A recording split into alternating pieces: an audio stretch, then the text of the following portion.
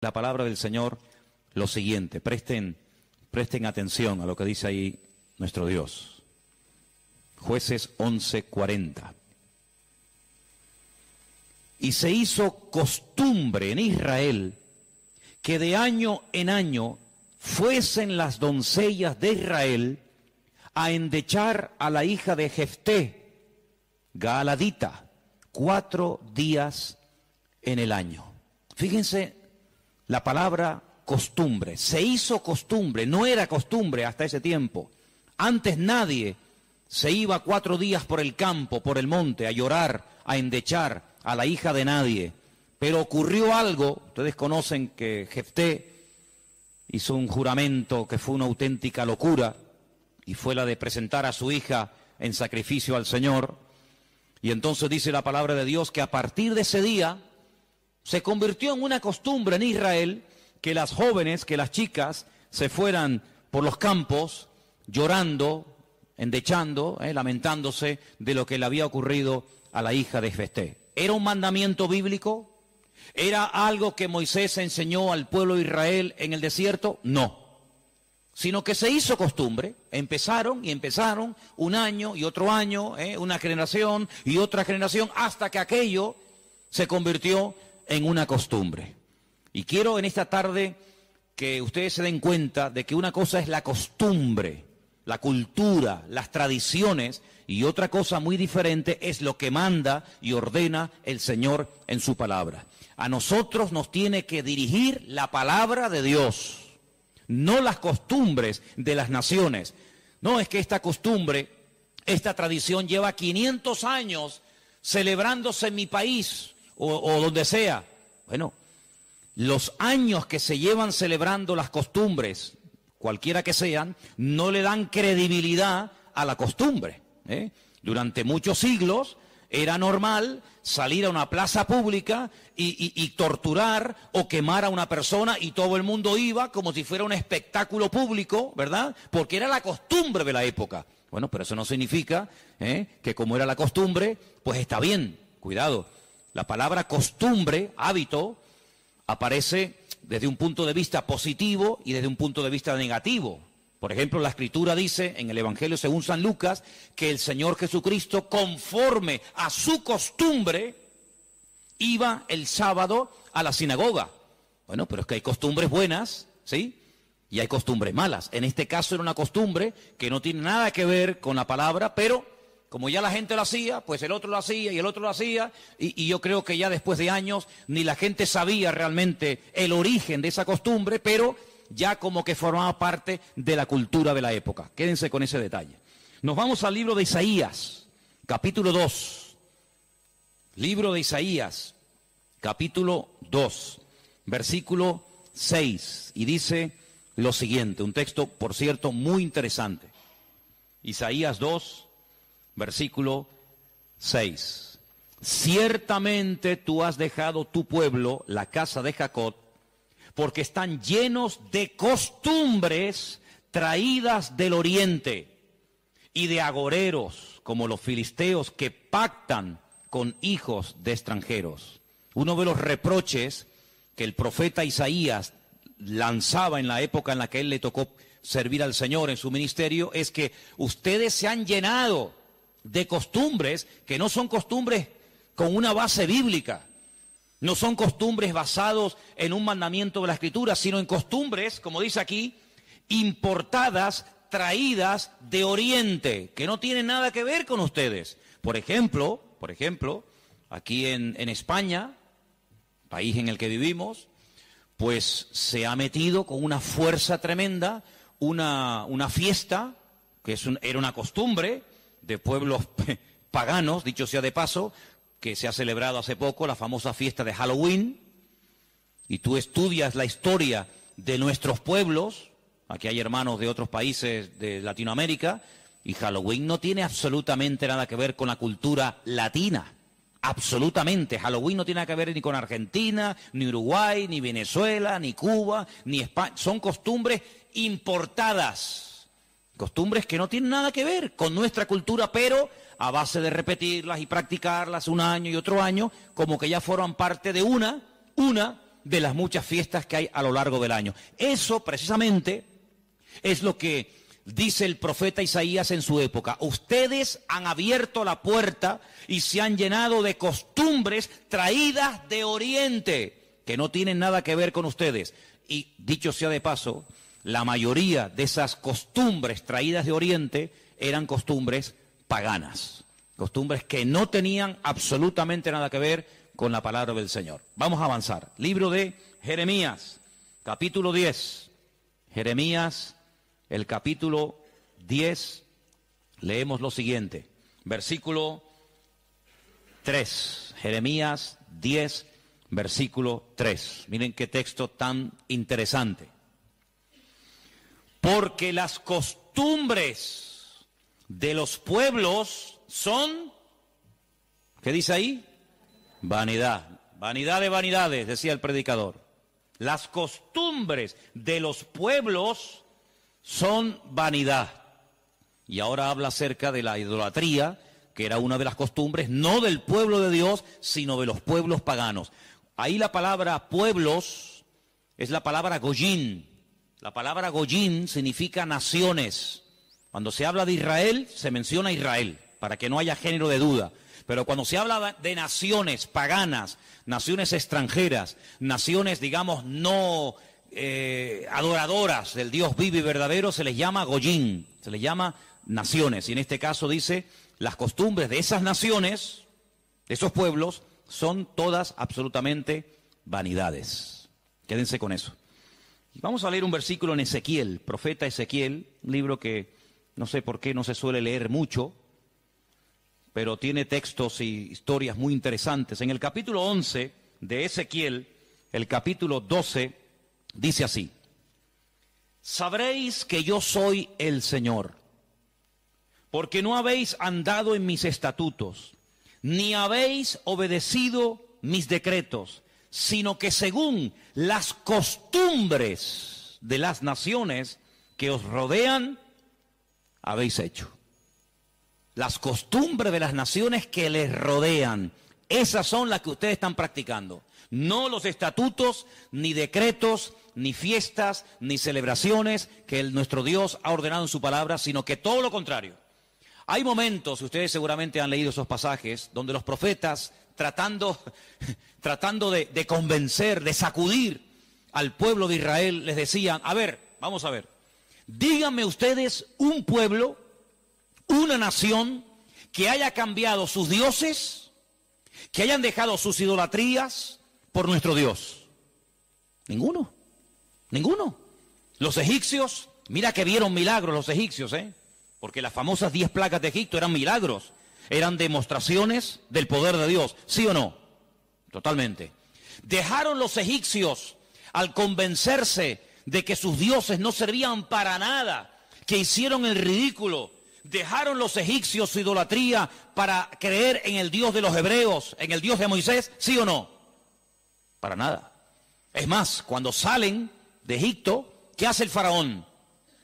Vamos a perseguirlos, vamos a atraparlos y llevarlos otra vez a Egipto para que sean nuestra mano de obra. No se convirtieron, no se arrepintieron. Y mira que vieron la gloria de Dios, un río lleno de sangre. Bueno, eso es algo tremendo. Cruzaban la calle y allí la gente tenía luz y alegría y vida. Y a este lado, muerte, los animales se morían llenos de úlceras, llenos de llagas, miseria, pobreza, muerte. Oiga, aquí hay una diferencia. Esta gente pinta con sangre de cordero las puertas de la casa y no se muere nadie. Y nosotros, los poderosos egipcios, incluido el faraón, se mueren todos los primogénitos. ¿Te parece poca diferencia? Y así podríamos hablar de otra, ¿verdad? Se convirtieron, dejaron su idolatría por el Dios de Abraham, de Isaac y de Jacob. No. Daniel, en Babilonia, ¿cuántas veces vieron la gloria de Dios a aquella gente? Vieron a Daniel sobrevivir toda una noche y no ser atacado por los leones cuando lo metieron en el foso. ¿Se acuerdan, sí o no? Vieron a aquellos 3 jóvenes que les habían cambiado el nombre, que no se quemaron dentro del horno de fuego. ¿Cambiaron? ¿Recapacitaron? Ninguno. Dice, ¿cómo es posible que ustedes habéis podido comprobar que ninguna nación ha dejado sus dioses, su paganismo, para creer en nuestro Dios, y sin embargo ustedes sí lo han hecho.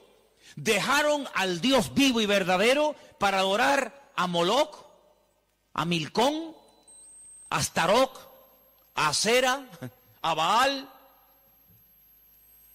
¿Cómo puede ser eso? Pues eso fue lo que pasó.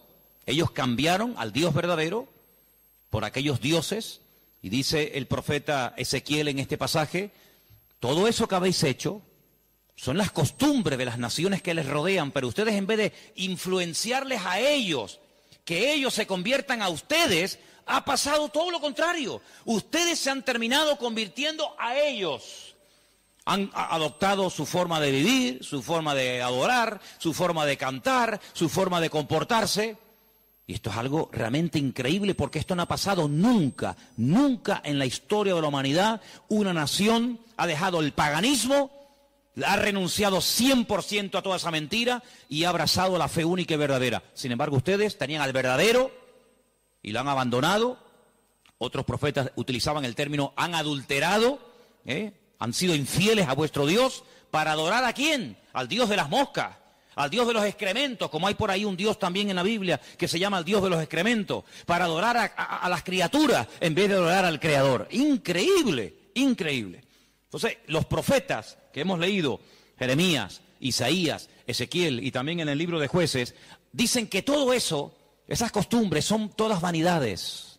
Y entonces nosotros, como creyentes, que hemos, como dice la Biblia, pasado de muerte a vida, cuando nos convertimos al Señor, cuando salimos de donde hemos salido cada uno, pues tenemos, con el paso del tiempo, que no solamente decirle al Señor: Dios mío, gracias por haberme salvado, gracias por haberme perdonado los pecados, sino que quiero también pedirte, quiero que me ilumines, porque a lo mejor de mi antigua vida, cuando yo no te conocía, cuando andaba en la ignorancia, cuando estaba en la idolatría, en las costumbres que practiqué yo y mi familia durante toda la vida, Señor, quiero que tú me ilumines, por si acaso todavía puede ser que en mi vida, en mi familia, en mi forma de hablar, de pensar, de vestirme, etcétera, etcétera, todavía quedar algo que no está bien, pero que como lo hace todo el mundo, pues no parece que sea tan malo. Porque si os dais cuenta, hermanos, hay cosas que se hacen hoy en día que están mal, pero sin embargo, como las hace todo el mundo, no se ven mal. Por ejemplo, a mí una de las cosas que me llama la atención cuando voy a lo mejor a algún supermercado es que de un tiempo a esta parte, en la parte donde está todo lo que es los puros y los cigarrillos y todo esto, es increíble. ¿Os habéis dado cuenta lo que ponen como advertencia en las cajas de cigarrillos? El cigarrillo mata, el cigarrillo produce enfermedades pulmonares, cáncer y esto y lo otro. Pero ¿quién hoy en día iría por la calle poniéndole una multa a una persona por fumar? Nadie. ¿Por qué? Porque como lo hace todo el mundo, ya forma parte de una vida normal, pues no se ve tan mal. Pero cuidado, el que lo haga mucha gente no significa de que esté bien, ¿sí o no? Entonces puede ser que a lo mejor algunos de ustedes en algún momento se ha sentido, perdonen la expresión, como un bicho raro en su puesto de trabajo, con los amigos, con la familia, con los vecinos, ¿sí o no?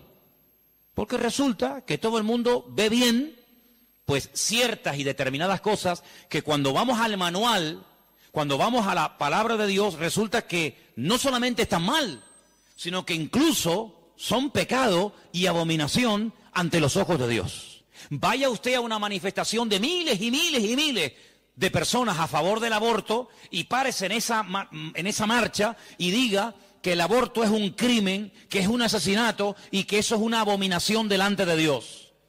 ¿Lo matan? ¿Sí o no? ¿Lo matan?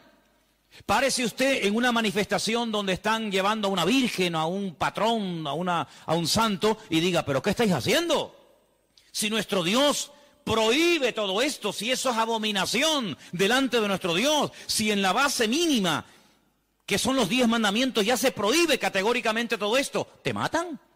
¿Por qué? Porque es que esto se ha practicado. Y claro, después ves ahí al alcalde, y ves al teniente alcalde, y ves al concejal de no sé qué, y ves a fulanito de tal, y incluso al rey, y ves a la reina, y ves a la... Entonces parece que como que no está tan mal porque lo practica mucha gente.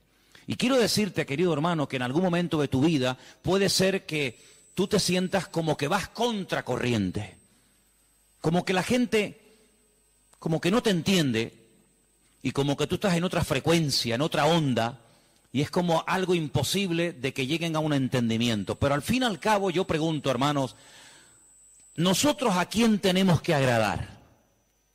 ¿A quién tiene que agradar usted? ¿A nuestro Dios, sí o no? Bueno, pues si por agradar a Dios me pongo en contra de la familia, ¿estás dispuesto a pagar el precio? ¿Para qué te vas a bautizar? Con la edad que tú tienes. Si a ti ya te bautizaron tus padres cuando eras pequeñita, no lo pueden entender. Pero saben, hermanos, nosotros, repito, primero a quien tenemos que rendir cuentas a nuestro Dios.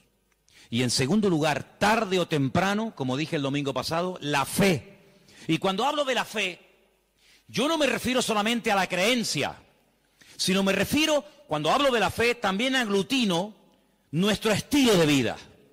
Porque nuestra fe es un estilo de vida. Somos diferentes, ¿sí o no? Somos diferentes.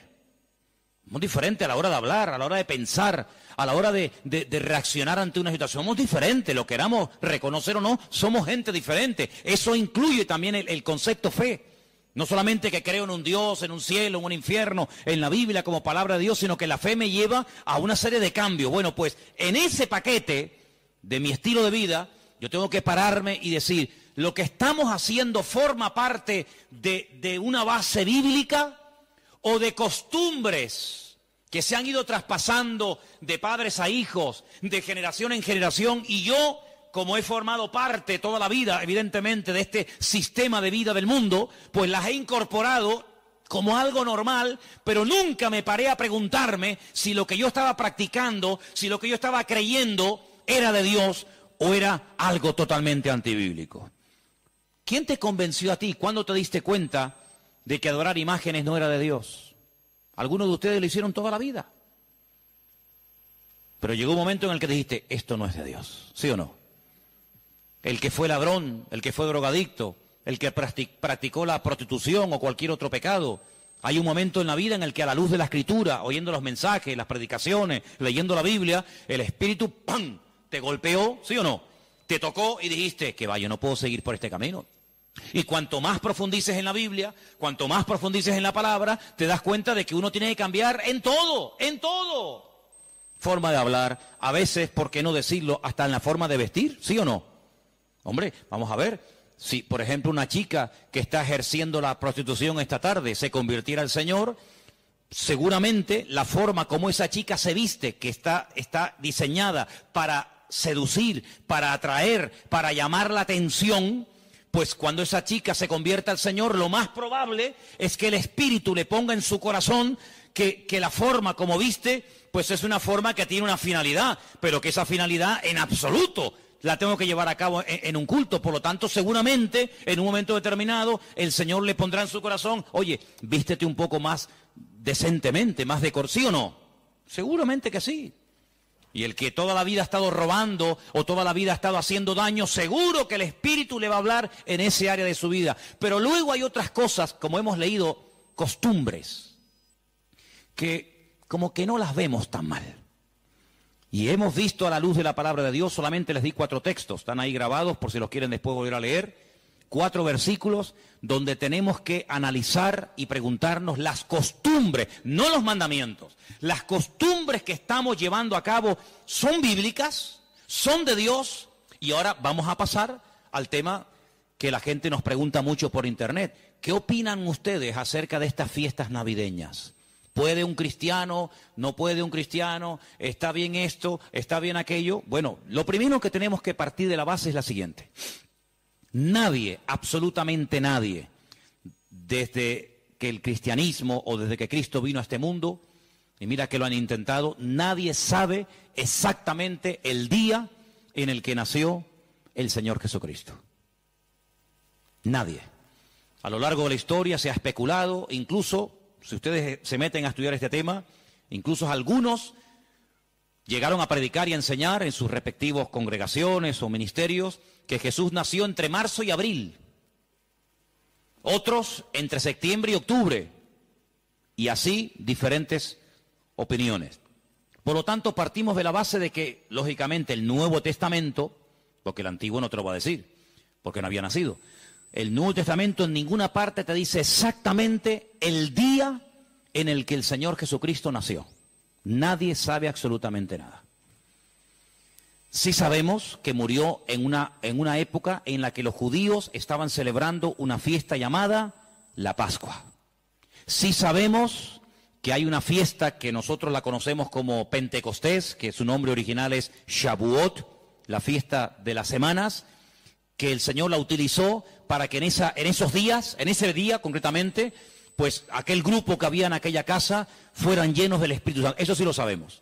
También podemos saber con exactitud que el Señor Jesucristo, la noche que fue entregado y en ese lapsus de entre una hora y otra, y fue a ser crucificado, se estaba celebrando la fiesta de los panes sin levaduras que se unía a la de la Pascua. Todo eso está clarísimo. Y sabemos pues cuándo hay que celebrar la fiesta de la Pascua y la fiesta de Pentecostés y la fiesta de los tabernáculos. Todo eso lo sabemos porque está estipulado en la Biblia. Y te dice, contarás desde tal día a tal día, tanta semana. ¡Pum! Y eso es matemático. Pero en cuanto al nacimiento de Cristo, la Biblia no nos da ninguna información exacta de cuándo nació. ¿Por qué? Porque en nuestra concepción, entre comillas, cristiana, cometemos un gravísimo error. Y es que Jesucristo nació en un contexto judío, no en un contexto cristiano. Jesús nunca fue a ninguna iglesia evangélica, él toda la vida fue a sinagogas. Jesús nunca practicó costumbres cristianas. Las costumbres que él practicó y su padre y su madre y sus antepasados eran costumbres judías, ¿verdad? Por lo tanto, para nosotros se comienza a contar desde el nacimiento del niño y dice, bueno, el niño nació el 2 de octubre. Pues al año que viene, el día 2 de octubre, el niño cumple un añito. ¿Sí o no? En la mentalidad judía no se cuenta el tiempo así. En la mentalidad judía, en el momento en el que la mujer sabe que está embarazada, en el que la mujer sabe perfectamente que sí o sí está embarazada, ahí se empieza a contar. No a partir del nacimiento a los 9 meses, ¿me entendéis? Por lo tanto, ya empezamos mal. Es como, por ejemplo, cuando nosotros decimos, bueno, ahora mismo aquí en Tenerife tenemos las 8 en punto de la noche. A las 12:01 será día viernes. Eso según nuestro calendario, según nuestra cultura, según la Biblia, ya es viernes. ¿Por qué? Porque en cuanto cae el sol y ya se puede ver, aunque sea una sola estrella en el firmamento, automáticamente ya estamos al día siguiente. Entonces dice, entonces todos al revés. Bueno, hay que saber estas cosas. Nuestro calendario gregoriano, inventado, mandado a hacer por un papa, tiene 365 días. El calendario bíblico tiene 360 días. Otro dato a tener en cuenta. ¿Qué te parece? Y así podríamos contar cantidad de detalles que cuando uno va a la palabra, uno tiene que conocerlos. Porque si no ya estás partiendo equivocadamente. Y entonces decimos, el nacimiento del niño marca el momento de su nacimiento y de su próximo cumpleaños. Te vuelvo a repetir, la vida en la cultura judía, en la cultura hebrea, se cuenta a partir de la concepción, no a partir del nacimiento. Ahora bien, tengo aquí algunos datos que les voy a leer en esta tarde, que son muy interesantes, pero primeramente quiero decir lo siguiente. No sabemos la fecha exacta del nacimiento de Cristo. No hay ni un solo ejemplo, ni uno solo. Si alguien sabe de alguno, por favor que lo diga ahora, o calle para siempre.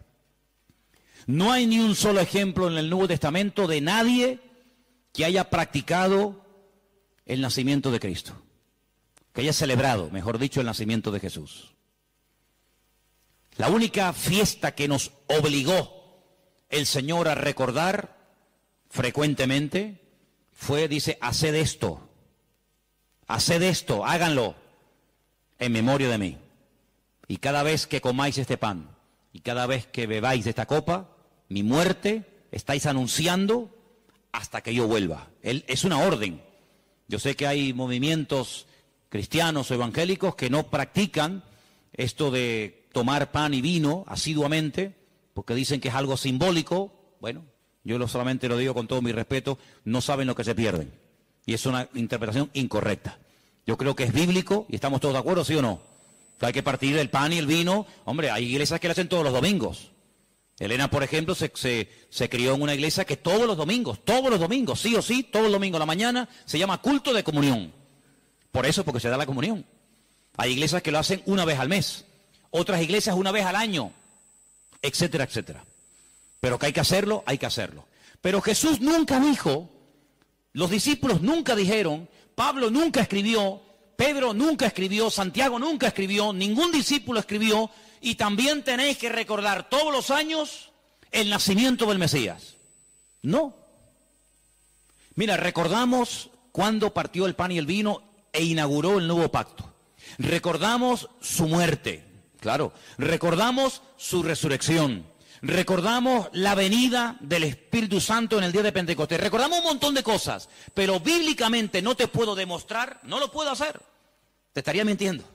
No te puedo demostrar bíblicamente que los primeros cristianos celebraban el nacimiento de Cristo. No lo hacían. Ni siquiera es un mandamiento de la Biblia el celebrar dicha fiesta. Entonces te estoy dando información para que lo sepas. La fecha exacta del nacimiento de Cristo no se encuentra registrada en el Nuevo Testamento.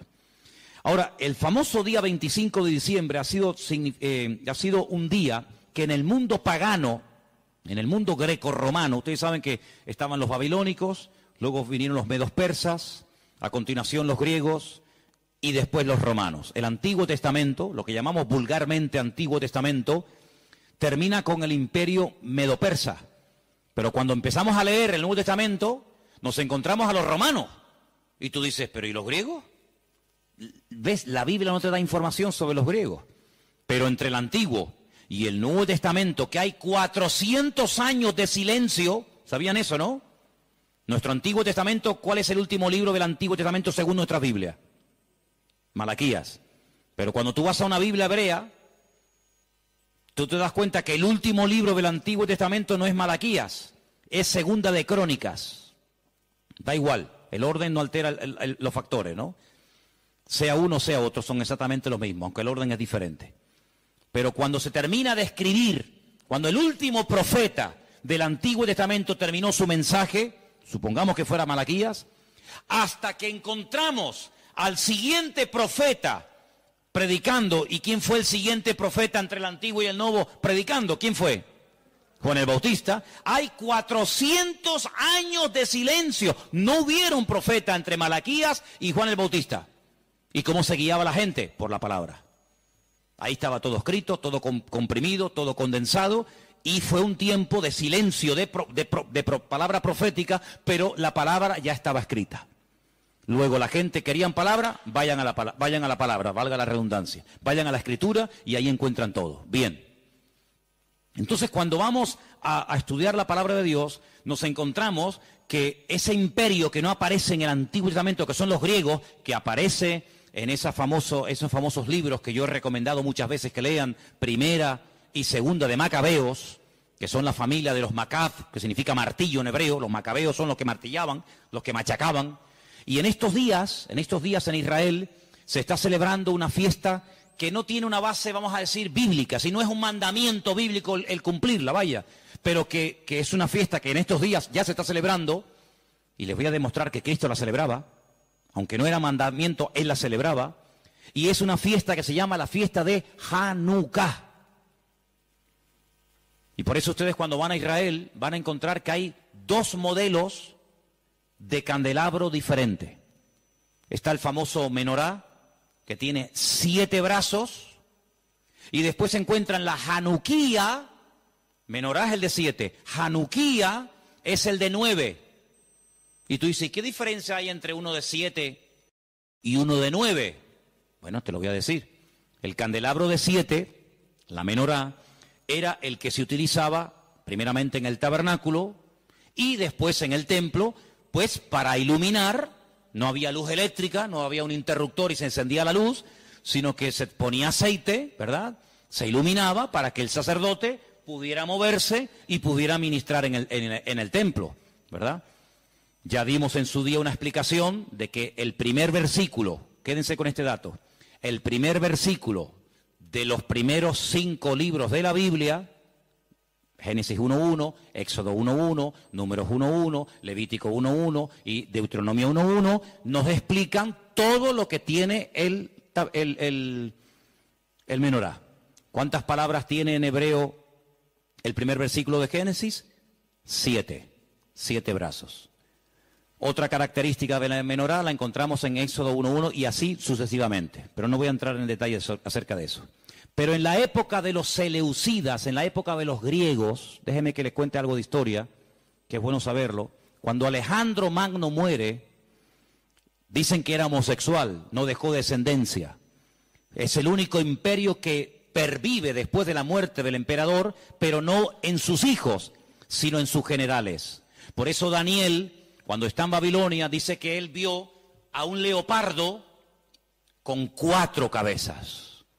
Y las 4 cabezas son los 4 generales que cuando Alejandro Magno muere, se reparten en 4 pedazos el mundo que había conquistado Alejandro Magno, ¿verdad? Uno de los trozos que se reparte tenía que ver con Israel. Y allí estaba el famoso Antíoco Epifanes, que era terrible, terrible. Ese fue el que se atrevió a meter a un cerdo dentro del lugar santísimo y sacrificarlo y de esa manera, humillar y avergonzar a Dios y en fin, tantas cosas, ¿no? Esa es la famosa abominación desoladora, la profanación del lugar santísimo. En esa época de los griegos había una familia compuesta por una serie de hermanos que se propusieron restaurar la vida política y espiritual de Israel. Los griegos dominaban, el templo lo habían convertido en un gimnasio, habían impedido los sacrificios y aquello era un desastre. Esta familia se levanta, primero un hijo, después el otro hermano, todos murieron como mártires, es una historia tremenda. Y estos macabeos, que no se llamaban macabeos, sino una especie de apodo, los que martillaban, los que golpeaban, pelearon militarmente, cuerpo a cuerpo con los griegos y los derrotaron, los vencieron, los echaron de Israel y restauraron el culto en el templo. Pero resulta que el aceite que se utilizaba para las lámparas del candelabro, en este caso de la menorá, no llegaba, porque lleva un proceso y se tarda un tiempo en elaborar ese aceite específico para la menorá. Había muy poco aceite. ¿Qué ocurrió? Oraron al Señor y el Señor hizo que la poca aceite que quedaba durara milagrosamente más tiempo de lo que habitualmente duraba. A partir de ese momento, para recordar el milagro de que el Señor permitió que el aceite durara más tiempo de lo habitual, se comenzó a celebrar la fiesta de la Hanukkah, la fiesta de las luces, la reinauguración del templo. Entonces, en esta época del año, para recordar ese milagro, se enciende con la vela del centro, cada día una vela diferente, hasta llegar a 9 velas, porque ese fue el tiempo que duró el aceite. Y eso es lo que significa la fiesta de Hanukkah. Ahora ustedes pueden ver, dice, y Jesús subió al templo a la fiesta de la dedicación del templo. Y tú dices, ¿qué fiesta es esa? Porque ahí no dice Pascua, ahí no dice Pentecostés, ahí no dice Tabernáculo, dice a la fiesta de la dedicación del templo. Pero si el templo ya estaba inaugurado cuando Cristo vivía. Pero era la fiesta en la que se recordaba la reinauguración del templo cuando los macabeos derrotaron a los seleucidas, a los griegos, y entonces esa era la fiesta de Hanukkah que Cristo la celebraba, Juan capítulo 10. Entonces Cristo, que sabía la historia de esa fiesta, dice, yo soy la luz del mundo. Y la gente sabía lo que estaba diciendo, porque así como esta aceite, esta luz se enciende, yo soy ahora la luz del mundo. Y posteriormente a sus discípulos le dice, y ahora también vosotros sois la luz del mundo. Y todo está basado en algo que pasó en aquel tiempo. Entonces, cuando vamos al Nuevo Testamento, nos encontramos que nos dice la Biblia quién gobernaba en el Imperio Romano en el tiempo del nacimiento de Cristo.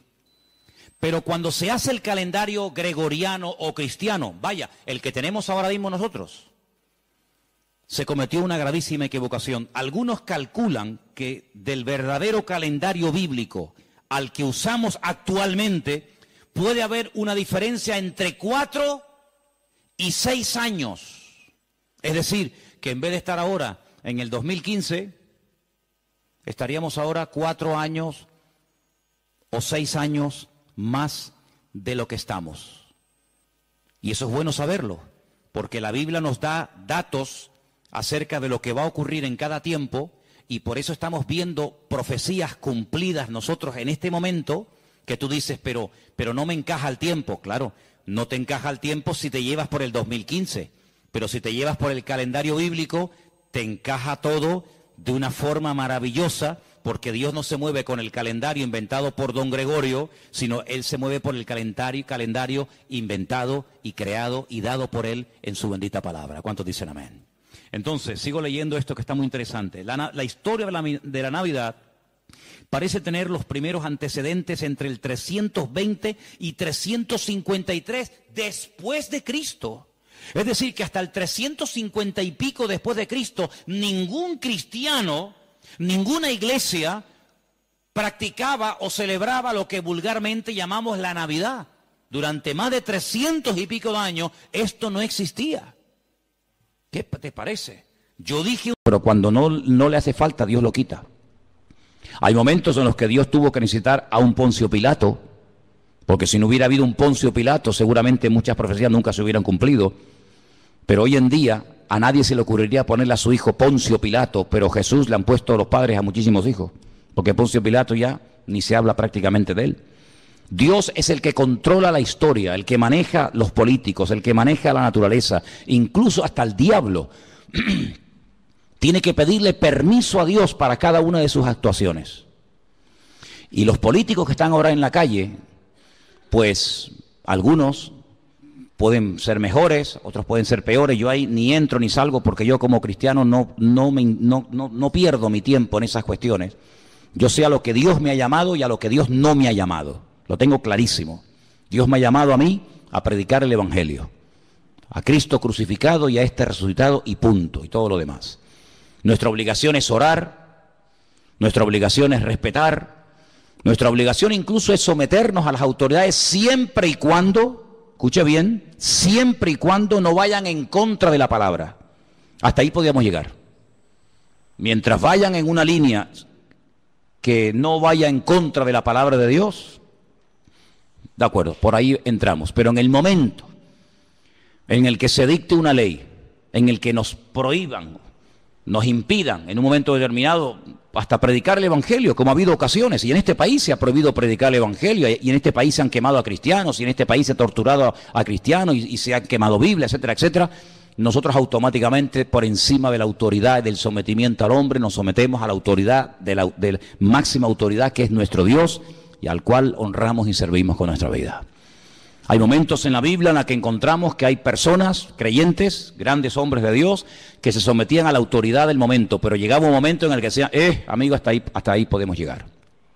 Tenemos el caso de los discípulos, cuando dice la Biblia que por predicar el Evangelio, por orar por la gente necesitada en las calles de Jerusalén, fueron confrontados por las autoridades de la época y les prohibieron categóricamente predicar el Evangelio. Y Pedro y Juan dijeron, por encima de vosotros nosotros obedecemos a nuestro Dios, porque no vamos a dejar de predicar lo que hemos visto y lo que hemos oído. Y ellos, aunque fueron torturados, aunque fueron puestos en la cárcel, ellos seguían predicando el Evangelio. ¿Por qué? Porque nosotros nos sometemos 100% al Señor y al hombre con condiciones. Al Señor nos sometemos 100%. Todo lo que Él mande, todo lo que Él ordene, aunque no lo entienda, lo tenemos que acatar. Hay momentos en los que Dios, a lo largo de la historia, dio leyes, mandamientos a sus hijos que son muy difíciles de entender. Por ejemplo, cuando Dios le pide a un padre que sacrifique a su hijo sobre un altar. Díganme ustedes si eso no tuvo que ser una prueba tremenda. Cuando el Señor permitió que a José lo vendieran sus propios hermanos y fuera acusado de un falso delito que no había cometido, como era abusar de la esposa del amo, de Potifar, ¿verdad? Sin embargo, nosotros sabemos perfectamente que para poder vivir en paz y en armonía, con el que tenemos que llevarnos bien es con el Señor. Porque Él nunca nos va a fallar, amén, hermanos. Él nunca nos va a fallar. Quiero que vengan conmigo a una de las cartas que el apóstol Pablo escribió a su hijo en la fe, a Timoteo. Y en una de las cartas que Pablo le escribe a Timoteo, es muy interesante lo que nos dice en 1 Timoteo capítulo 2. 1 Timoteo capítulo 2 dice, verso 1, exhorto ante todo a que se hagan rogativas, oraciones, peticiones y acciones de gracias por todos los hombres. Esa es nuestra obligación, orar por todos los hombres, por los reyes y por todos los que están en eminencia, para que vivamos quieta y reposadamente en toda piedad y honestidad. Pero la iglesia no está en este mundo, hermanos, para casarse con nadie. La iglesia, el pueblo de Dios está en este mundo para denunciar el pecado. La iglesia está en este mundo para ser una voz profética en contra de la corrupción, en contra de la injusticia, en contra de todo aquello que Cristo no haría y que Cristo no mandó. ¿Cuántas veces oímos comentarios de la gente que dice, en este país la justicia es un cachondeo? ¿No habéis oído ese comentario? En este país la justicia no existe. Y es tremendo, ¿no? Es tremendo ver a veces auténticas injusticias en nombre de la falsamente llamada justicia. Pero nosotros no tenemos que derrumbarnos y tenemos que sentirnos, digamos, defraudados. Porque yo siempre he dicho que para no sentirte defraudado lo mejor es no esperar nada de nadie. Y si tú pones una confianza, una fe, una expectativa, una ilusión en proyectos, en ideas, en un programa electoral, o llámalo como quieras, y luego no se cumple por lo que sea, porque no se pudo, porque no se quiso, por lo que fuera, pues mucha gente se lleva tremendas desilusiones. Y por eso muchas veces en los países el nivel de abstención de la gente que tenía que haber votado es enorme. ¿Por qué? Porque la gente está quemada. La gente pasa de todo. Porque saben que muchas veces por ilusionarse con un proyecto político, con una persona, con un grupo, a la larga pues te puedes llevar una desilusión tremenda. Pero nosotros ya hemos aprendido la lección de la historia. Para nosotros esto no es nada nuevo, hermanos. Sabemos en la Biblia que las cosas son tan cambiantes y que en una hora todo puede cambiar y ser completamente diferente. Dice la Biblia que hubo un momento en Canaán, en la tierra de Canaán, donde vivía Jacob con sus hijos, que había hambre, había necesidad, no había trabajo, los animales estaban muriendo de sed, no había comida, no había nada. Y Jacob manda a sus hijos a Egipto.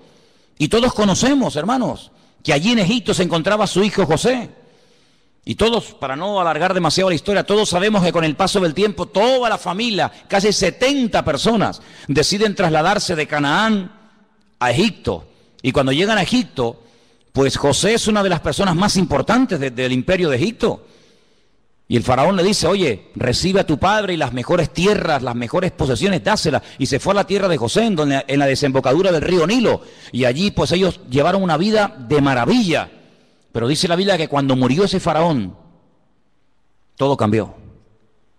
Aquello que empezó tan bonito, aquello que empezó siendo algo tan maravilloso, una puerta abierta de ser pobre gente allí en Canaán que no tiene ni para comer, ni agua tenían, y ahora verse como las personas más importantes de Egipto, pero todo cambió. Dice que se levantó otro faraón que fue completamente diferente al anterior faraón y lo fue convirtiendo paulatinamente, poco a poco, en la mano de obra barata, en auténticos esclavos. Y aquello que empezó tan bonito terminó siendo un desastre. Y dice que la aflicción, el llanto, la muerte, la esclavitud se apoderó de aquellos miles y miles de personas que se habían ido reproduciendo y reproduciendo en Egipto. Y bueno, y cada día era peor, y más presión, no salieron a tiempo. Tenían que haber salido antes. Pero no supieron discernir los tiempos, se quedaron demasiado tiempo en Egipto. Tenían que haber ido y salir, pero se quedaron allí. ¿Por qué? Porque se salían cómodos, había trabajo, había abundancia, había prosperidad. ¿Para qué voy a volver otra vez a Canaán? ¿Para qué? no salieron a tiempo. Y dice la Biblia que de la noche a la mañana se promulga un edicto donde el faraón decreta que todos los niños tienen que morir asesinados, arrojados vivos al río Nilo. Y dice, pero bueno, ¿y a qué viene esto? Ah, amigo, el diablo también tiene sus planes, ¿sabes?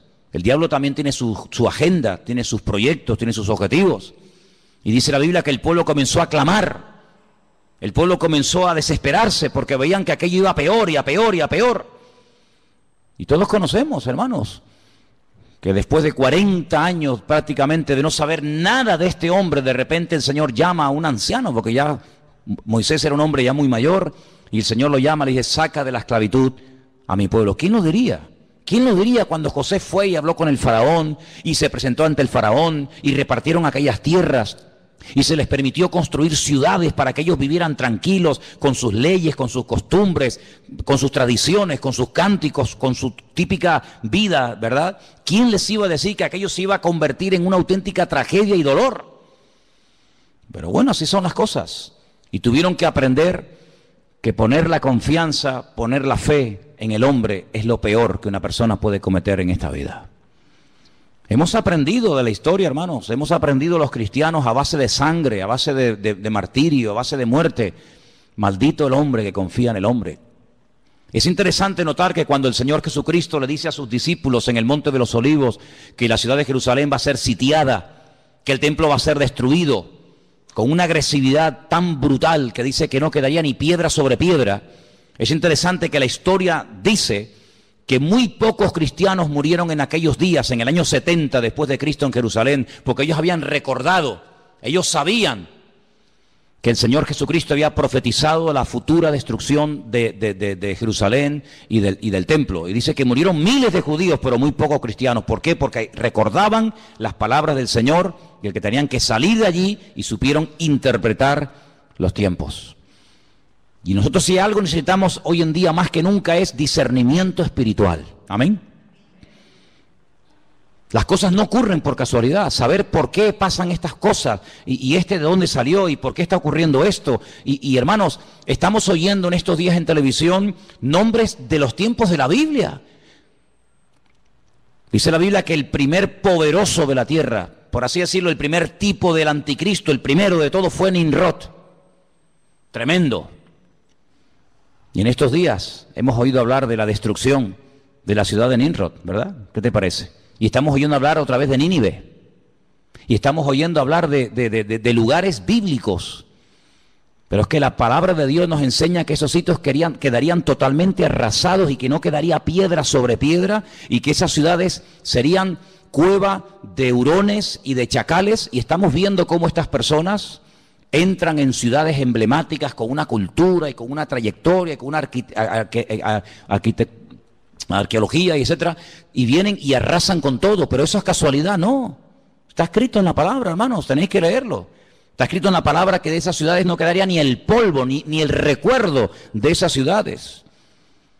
Y estamos viendo cómo se están cumpliendo las palabras del Señor, las profecías de una forma impresionante. Y tenemos que abrir nuestros ojos porque la Biblia dice que el Espíritu estaría hablando a la iglesia continua y permanentemente. Y tenemos que oír lo que dice el Espíritu. Tenemos que saber interpretar lo que está ocurriendo. Porque nada, vuelvo a repetir, ocurre por casualidad.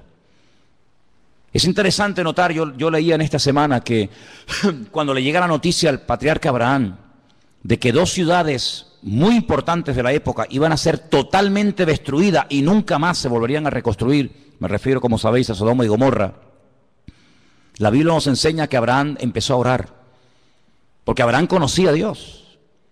Y Abraham le dice al Señor, Señor, tú vas a destruir en las ciudades al justo y al injusto. Tú no eres así, yo te conozco. Si en esa ciudad hay 50 justos, tú vas a destruir una ciudad habiendo 50 justos en ella. Y el Señor le dice, si yo encuentro 50 justos en la ciudad, no la destruyo.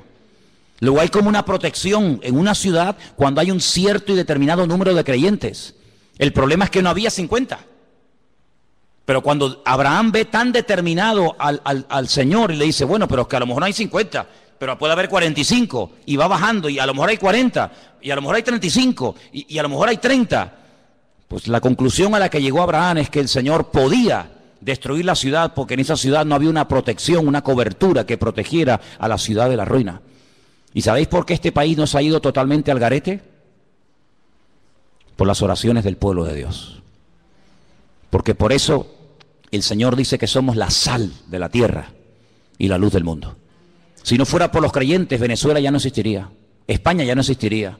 Muchas naciones de la tierra donde se han hecho auténticas barbaridades y se siguen haciendo, ya no existirían, serían pasto de las llamas, serían destruidas por un terremoto, ¿sabe Dios por qué? Pero todavía se mantienen en pie por la misericordia del Señor, porque allí están los hijos de Dios, clamando de noche y de día.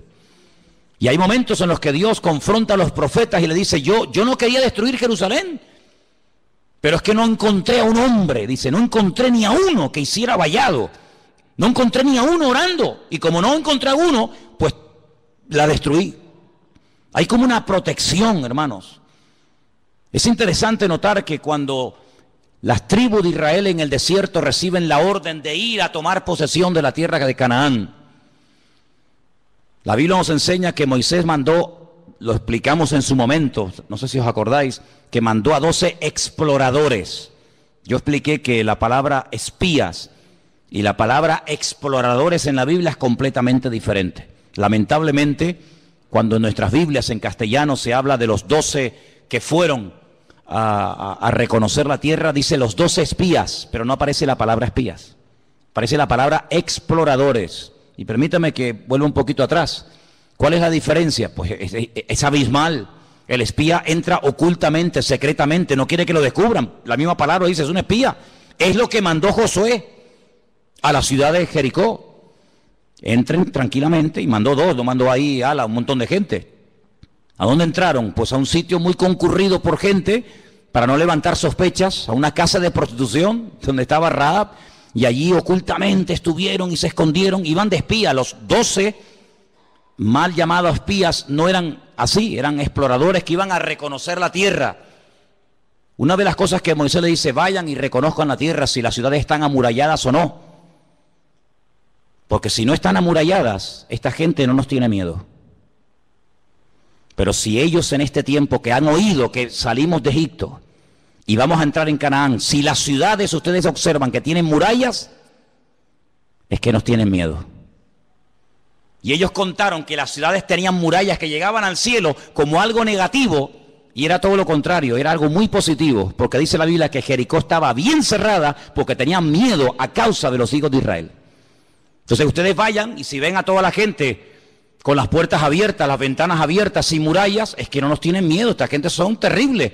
Pero si están dentro de las ciudades y las cierran por la noche, es que nos tienen pánico. Ellos pensaban que era algo negativo.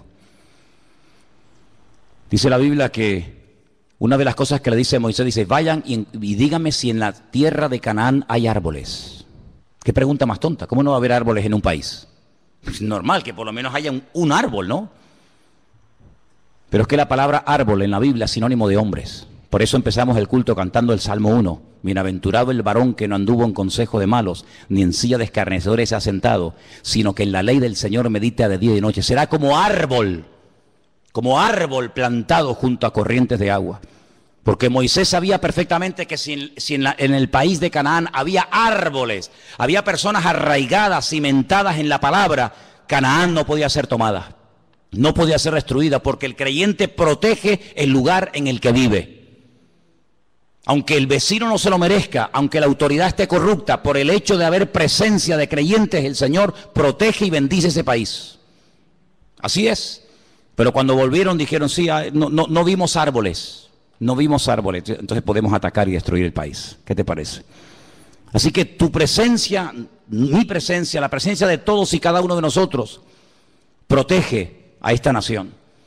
Y lo que esta nación necesita realmente es un arrepentimiento genuino delante del Señor.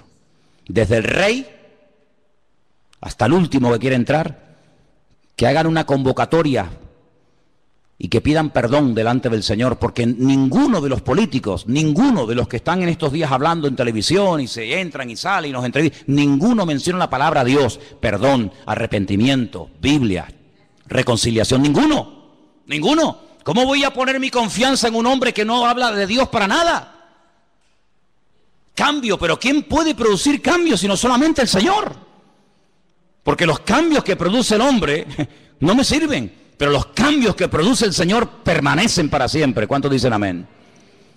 ¿Cómo podemos hablar de esperanza y de ilusiones y de una nueva expectativa? Pero ¿en base a qué? ¿En base a qué edificamos nuestra fe? ¿En base a qué esperamos algo nuevo? En base a las promesas de Dios. Dice que como las promesas de Dios son sí y amén en Cristo Jesús, nosotros esperamos cielo nuevo y tierra nueva. Pero tenemos la confianza en la base de la palabra de Dios. Pero ninguno menciona a Dios para nada. ¿Y cómo pretenden gobernar sin Dios cuando Él dijo, separados de mí, nada podéis hacer?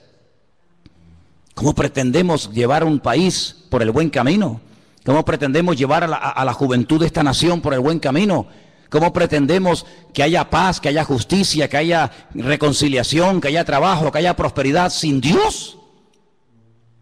Es lo que le dijo Satanás al Señor: si postrado me adorares, te daré todos los reinos de la tierra. Es pan sin Dios. Ya muchos propusieron pan sin Dios, ¿verdad? Pero nosotros solamente os digo algo, hermanos, tenemos que orar para que nuestra fe no decaiga en estos días, para que nuestra confianza esté puesta en el Señor. Porque verdaderamente, hasta que en este país no haya un reconocimiento y un arrepentimiento delante del Señor, no habrá un verdadero cambio. ¿Nosotros por qué hemos cambiado? Porque el Señor nos cambió.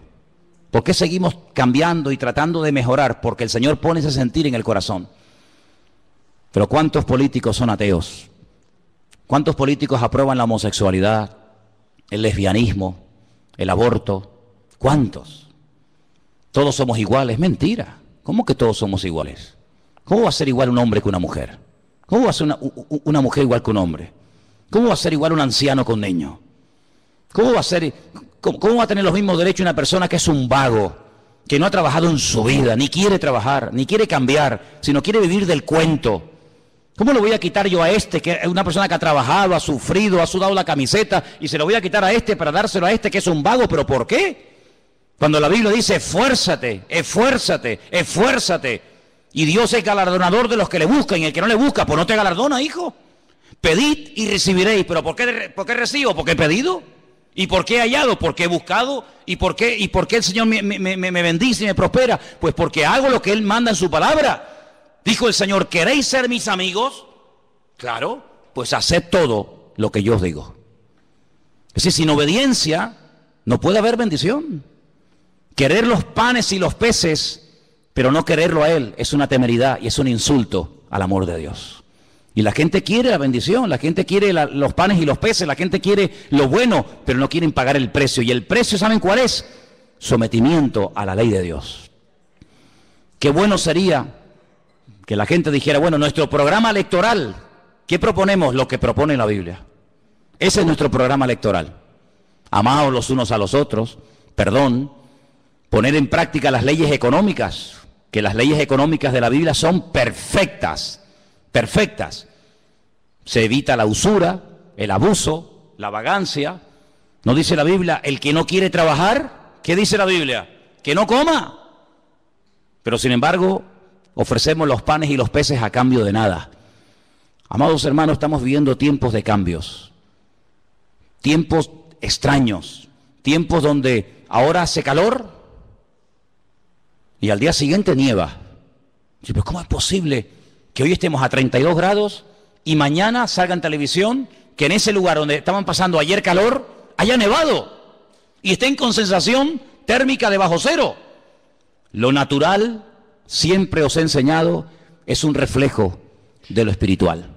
Y estas cosas raras que estamos viendo en el clima, estas cosas extrañas, países que así son destruidos, como por ejemplo Nepal, con todo mi respeto, ¿qué era Nepal? Un centro de idolatría, un centro de templos paganos donde se adoraban los monos, las ratas, los piojos, las serpientes, y las montañas que adoraban se les vinieron encima.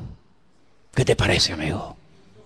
Es que tenemos que ver el trasfondo espiritual de las cosas. No nos alegramos con la muerte de nadie, dice la Biblia. El Señor quiere que todos procedan al arrepentimiento, que todos busquen del Señor. Pero hermano, cuando ocurren ese tipo de tragedias en ciertos y determinados lugares, oye, veamos más allá. Es que se rompió toda la arquitectura. ¿Pero qué arquitectura me estáis hablando? Templo al dios mono, templo al dios rata, templo al dios piojo. Eso tenía que haberse destruido hace siglos. Siglos tenía que haberse destruido, pero no. Tremendo. Países que no han levantado cabeza. Países que siempre han estado y estarán siempre en la miseria más absoluta. ¿Por qué? Porque le han dado las espaldas a Dios. Y los misioneros, lean la historia de la iglesia, y los misioneros que antaño iban a esos lugares a predicar el evangelio, los colgaban, los crucificaban, los empalaban, los quemaban, y así les ha ido. El profeta Jonás fue a Nínive, dijo: de aquí a 40 días, dice el Señor, Nínive será destruida. Y Nínive no fue destruida, ¿sabéis por qué? Porque se arrepintieron. Ya el Señor tenía determinado el castigo, la destrucción, la aniquilación total y absoluta de Nínive. Pero Nínive duró mucho tiempo, porque hubo arrepentimiento. Dice que desde el más grande hasta el más chico se pusieron a orar, a ayunar, pidieron perdón. Esto le molestó mucho a Jonás. Jonás era un predicador muy extraño. La gente se convertía y se enfadaba. La gente pedía perdón y se enfadaba con Dios. O sea, yo lo sabía que se iban a arrepentir y tú los ibas a perdonar. Claro, ¿verdad? Pero ¿qué ha sido de esos países? ¿Qué ha sido de esos lugares donde antaño se predicaba el evangelio? Pues centros de idolatría, de paganismo. ¿Qué es lo que ha traído el Islam al mundo? Miseria. Eso es lo que ha traído el Islam. Miseria, pobrezas, donde 4 viven como reyes y el resto del pueblo ni en la Edad Media. Eso es lo que ha traído el Islam, el Corán. Miseria, pobreza, injusticias, países que no terminan de levantar cabeza. Qué tremendo, ¿verdad? Por eso, amados hermanos, nuestra confianza no está en el hombre. Nuestra confianza está en Dios. Si me preguntan ustedes, ¿y tú qué vas a hacer? Yo no creo en el hombre, ninguno de ellos.